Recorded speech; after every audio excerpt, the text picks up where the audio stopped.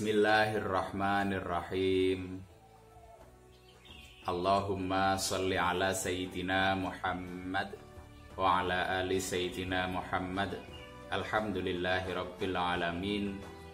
Pada hari ini kita akan membahas kajian tentang bulan Muharram dan amal kebajikan yang ada di dalamnya.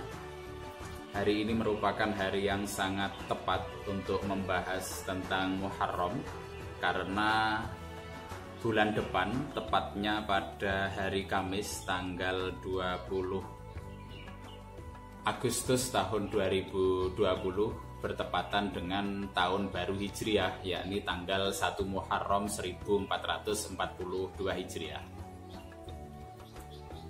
Adapun pembahasan kita pada hari ini akan terbagi menjadi 3 pokok bahasan. Yang pertama, kita akan membahas sejarah penanggalan Hijriah atau yang dimulai pada bulan Muharram. Yang kedua, kita akan membahas peristiwa-peristiwa besar atau peristiwa-peristiwa penting yang terjadi di bulan Muharram. Dan yang ketiga, kita akan membahas amalan-amalan sunnah yang bisa kita lakukan di bulan Muharram. Baik, masuk ke pokok pembahasan yang pertama tentang sejarah penanggalan Hijriah, di mana bulan pertama di dalam kalender Hijriah adalah bulan Muharram, sedangkan tanggal 1 Muharram 1442 Hijriah akan jatuh pada hari Kamis tanggal 20 Agustus tahun 2020. Bulan Muharram atau yang sering orang Jawa mengatakan Suro, karena memang setiap 1 Muharram itu selalu bersamaan dengan 1 Suro dalam penanggalan Jawa, diyakini sebagai bulan yang sangat mulia dan bulan yang keramat. Dari keyakinan itulah berbagai budaya atau tradisi bermunculan untuk menyambut datangnya bulan Muharram, mulai dari pawai santri, sedekah untuk anak yatim, orang janda, sampai pada tradisi jamasan pusaka. Jadi sejarah 1 Muharram atau tahun baru Islam ini sebenarnya kalau kita kembali ke belakang ditandai dengan peristiwa besar, yakni hijrahnya Nabi Muhammad SAW dari kota Mekah menuju kota Madinah, tepatnya tahun 622 Masehi. Jadi perhitungan tahun baru Islam ini bermula di masa Khalifah Umar bin Khattab, atau tepatnya 6 tahun pasca wafatnya Nabi Muhammad. Umar bin Khattab bermusyawarah dengan para sahabat dan singkat cerita mereka berijma untuk menjadikan momentum di mana terjadi peristiwa hijrah Nabi dari Makkah ke Madinah itu dijadikan sebagai awal mulai perhitungan tahun dalam Islam. Sebelum mengenal kalender Islam atau kalender Hijriah, masyarakat Arab ketika itu mengenal tahun dengan menamainya menggunakan peristiwa penting yang terjadi di tahun tersebut. Misalnya kelahiran Nabi Muhammad dikenal dengan istilah tahun gajah, karena pada tahun tersebut terjadi penyerangan Abraha dan pasukannya terhadap Ka'bah menggunakan gajah sebelum Nabi Muhammad lahir. Dan setelah penyerangan itu Nabi Muhammad lahir, sehingga dikenal dengan tahun gajah.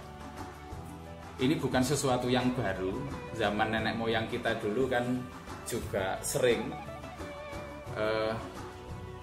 penanggalan itu diistilahkan dengan kejadian-kejadian luar biasa, misal lahirnya dulu berbarengan dengan gunung Kelut meletus dan lain sebagainya.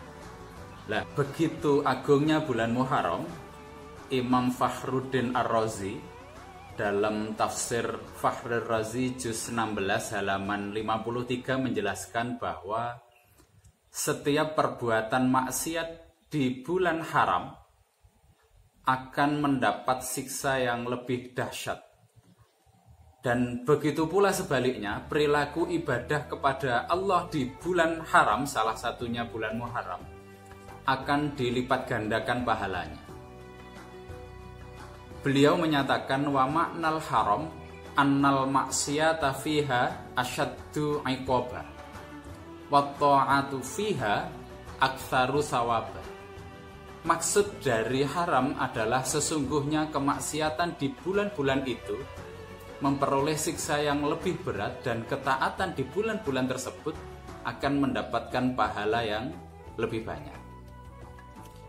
Bulan-bulan kebaikan, salah satunya bulan Muharram, Allah juga berfirman, Bismillahirrahmanirrahim, Inna iddatash syuhuri 'indallahi 12 syahra fi kitabillahi yauma khalaqas samawati wal ardo minha arba'atun hurum.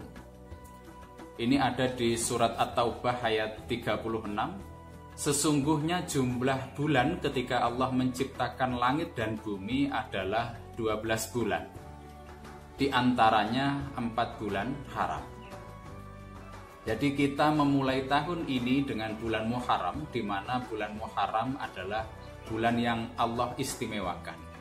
Di antara keistimewaan bulan Muharram, sehingga Allah menamainya sebagai bulan Allah.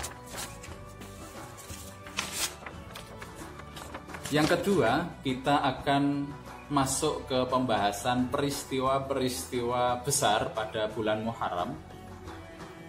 Selain peristiwa hijrahnya Nabi Muhammad dari Makkah ke Madinah, ada banyak sekali peristiwa yang terjadi di bulan Muharram. Di antaranya adalah peristiwa duka, yakni gugurnya Husain bin Ali, cucu Rasulullah, di tanah Karbala. Beliau wafat saat memimpin pasukannya melawan serangan kaum Bani Umayyah. Saat itu pasukan Husain yang berjumlah 70 orang hampir semuanya wafat, termasuk beliau. Sehingga dari kejadian itu ada banyak janda dan anak yatim karena ayahnya meninggal saat peristiwa peperangan di Karbala. Makanya setiap Muharram kita sering ada kegiatan untuk menyantuni anak yatim, menyantuni fakir miskin, dan menyantuni janda. Ini juga merupakan bagian dari hari berkabung di mana meninggalnya cucu Rasulullah beserta para sahabatnya, sehingga meninggalkan banyak anak yatim, janda, dan fakir miskin. Selain peristiwa duka, di bulan Muharram juga ada peristiwa penting yang menggembirakan. Di antaranya adalah terbelahnya Laut Merah saat Nabi Musa dikejar oleh Raja Fir'aun. Sehingga Nabi Musa yang ketika itu dikejar oleh Raja Fir'aun, Laut Merah atas kuasa Allah ini terbelah, sehingga Nabi Musa bisa menyeberang laut itu. Dan ketika Raja Fir'aun beserta pasukannya menyeberang, ini lautnya kembali menyatu, akhirnya Raja Fir'aun dan pasukannya tenggelam. Selain itu, di bulan Muharram juga ada peristiwa Nabi Adam alaihi salam bertaubat kepada Allah dari dosa-dosanya setelah diturunkan dari surga ke bumi, dan taubat tersebut diterima oleh Allah Subhanahu wa Ta'ala. Ada juga peristiwa berlabuhnya kapal Nabi Nuh di Bukit Zuhdi dengan selamat setelah dunia dilanda banjir yang menghanyutkan dan membinasakan. Ada juga peristiwa Nabi Ibrahim alaihi salam dari siksa Namrud. Jadi Nabi Ibrahim ketika itu selamat dari api yang berkobar-kobar yang dinyalakan oleh Raja Namrud. Di bulan Muharram juga terjadi peristiwa Nabi Yusuf alaihi salam yang kita kenal dengan ketampanannya.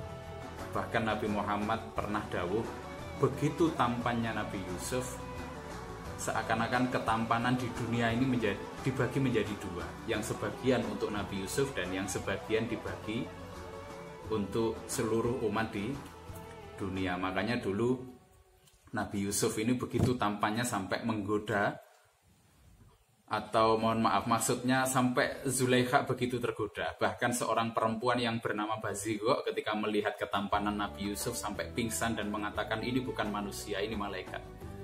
Nah, Nabi Yusuf alaihissalam dibebaskan dari penjara Mesir saat itu karena terkena fitnah, itu juga terjadi di bulan Muharram.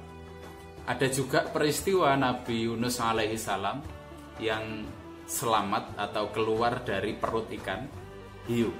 Di bulan Muharram juga terjadi peristiwa yang tidak kalah menakjubkan, yakni Nabi Ayub alaihissalam disembuhkan oleh Allah dari penyakitnya yang menjijikkan, yang mana penyakit itu beliau derita selama 7 tahun. Bahkan ada juga riwayat yang menyatakan Nabi Ayub ini menderita penyakit itu selama 18 tahun. Ini kajian yang kedua tentang peristiwa-peristiwa pada bulan Muharram. Masuk ke pembahasan yang ketiga, amalan sunnah apa saja yang bisa kita lakukan di bulan Muharram untuk meniru apa yang pernah dilakukan oleh Nabi Muhammad. Jadi setelah mengetahui sejarah di atas begitu agungnya bulan Muharram, lalu apa saja amalan yang bisa kita lakukan? Di antaranya yang pertama adalah memperbanyak puasa. Bulan Muharram adalah satu di antara bulan haram selain bulan Rajab, Dzulqa'dah dan Dzulhijjah. Amalan soleh yang diperintahkan saat itu adalah memperbanyak puasa. Sebagaimana sabda Nabi Muhammad di dalam sebuah hadis yang diriwayatkan oleh Muslim, afdalus sholati ba'da Ramadan syahrullahil muharram wa afdalus sholati ba'dal faridah sholatul lail.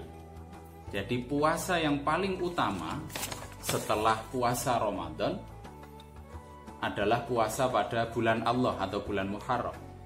Dan sholat yang paling utama setelah sholat wajib atau sholat fardu adalah sholat malam. Jadi ini salah satu amalan yang bisa kita lakukan untuk menyambut bulan Muharram. Amalan yang kedua adalah memperbanyak sedekah. Dalam menyambut bulan Muharram, kita diperintahkan agar memperbanyak pengeluaran dari belanja kita sehari-hari untuk bersedekah, membantu keluarga, kaum kerabat, menyantuni anak-anak yatim, orang-orang miskin, dan mereka yang membutuhkan. Mengenai hal ini Rasulullah bersabda, siapa yang meluaskan pemberian untuk keluarganya atau ahlinya, Allah akan meluaskan rizki bagi orang itu dalam seluruh tahunnya. Ini amalan yang kedua. Selanjutnya, amalan yang ketiga adalah muhasabah atau introspeksi diri. Mengingat bulan Muharram merupakan tahun baru Hijriah atau baru lewat tahun sebelumnya, maka mari kita isi bulan Muharram dengan muhasabah atau introspeksi diri. Introspeksi ini tujuannya apa? Untuk mengetahui kelemahan kita, kekurangan kita, keburukan kita di tahun-tahun sebelumnya, untuk kita perbaiki dan merencanakan hari esok yang lebih baik. Karena Allah menyuruh kita untuk merencanakan hari esok yang baik, sebagaimana difirmankan oleh Allah di Bismillahirrahmanirrahim. Ya ayyuhalladzina amanu taqullaha wal tanzur nafsum ma qaddamat liwat. Wahai orang-orang yang beriman, bertakwalah kepada Allah dan hendaklah setiap diri memperhatikan apa yang telah diperbuatnya untuk hari esok. Wattaqullah, dan bertakwalah kepada Allah. Innallaha khabirum bima ta'malun.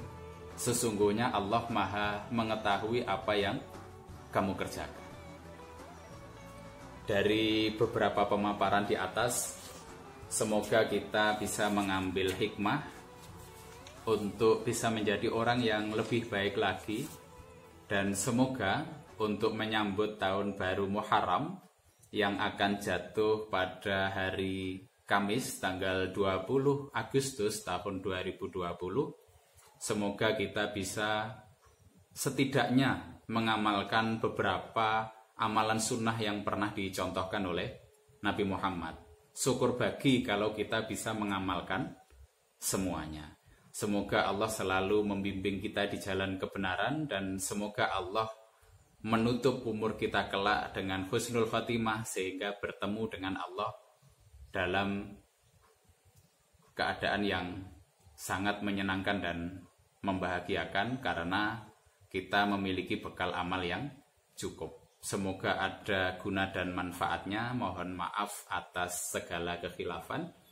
Wallahul muwafiq ila aqwamit thoriq. Wassalamualaikum warahmatullahi wabarakatuh. Ya Rasul salam alaika, ya Habib salam alaika, salam